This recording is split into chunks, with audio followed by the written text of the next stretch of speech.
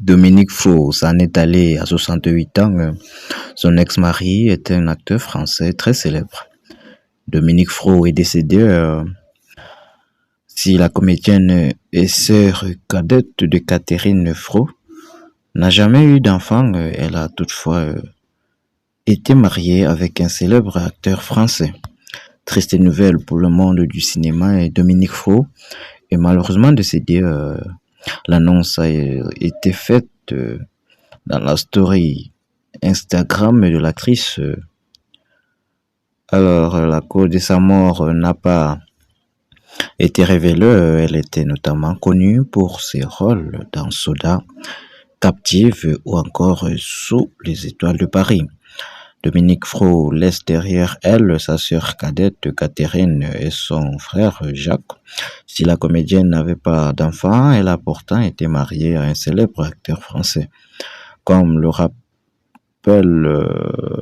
Vassieux, elle a longtemps partagé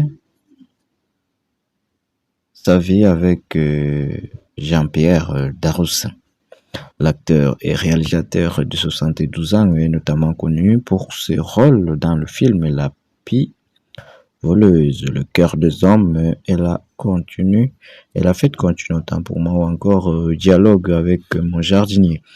Depuis 2009, il est marié à Anna de 26 ans, sa cadette.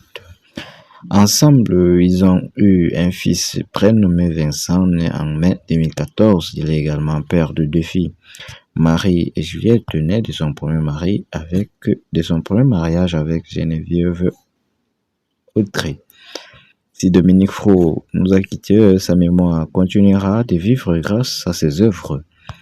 La comédienne s'apprêtait d'ailleurs à faire son retour au cinéma le 21 octobre prochain dans le nouveau film de Guillaume Canet de Karma, aux côtés de Marion Cotillard et Denis Ménochet. Le même jour, elle sera également à l'affiche de la comédie d'Éric Judor, Le roi du game, dont elle avait partagé quelques extraits du tournage sur son compte Instagram.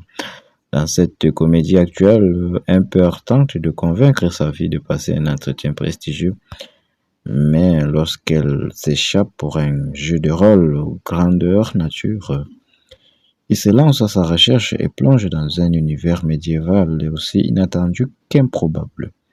Je ne m'éternise pas, mon personnage apparaît pour disparaître. Quoi de mieux, de plus humain, avait-elle écrit en légende de plusieurs photos du tournage avant de poursuivre. Merci à Éric Judor, qui perturbe et laisse vivre l'inquiétude et continue de chercher.